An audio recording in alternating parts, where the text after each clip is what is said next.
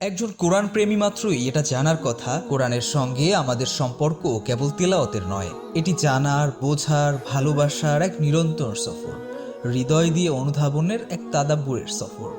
সেই সফরের পথে আলোকবর্তিকা হয়ে ওঠেন আমাদের সালাফগণ। তাদের সংকলিত হাদিসের ভাণ্ডারে আমরা খুঁজে পাই কোরআনের মহিমা আর ফজিলতের অপার সৌন্দর্য।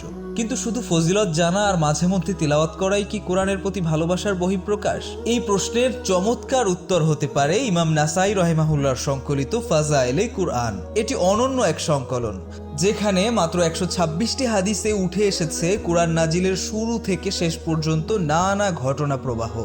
বর্ণিত হয়েছে কোরআন সংকলনের বিশুদ্ধ ইতিহাস, সেই সাথে কোরআন সম্পর্কিত আরও জানা অজানা নানা তথ্য।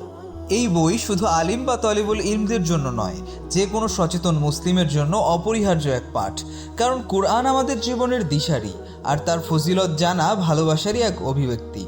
তবে যেহেতু শুধুমাত্র ফজিলত জানার মধ্যেই কোরআনের ভালোবাসা সীমাবদ্ধ নয়, তাই আমাদের জানার পিপাসা পূরণ করতে আরও যা যা প্রয়োজন, কোরআন সম্পর্কিত সেই সকল তথ্যের এক অপূর্ব সমাহার, এক নান্দনিক সংকলন ইমাম নাসাইর ফাজায়েলে কুরআন।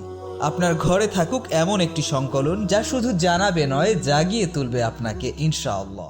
চমৎকার এই বইটি অর্ডার করতে ইনবক্স করুন jazeera.com-এ।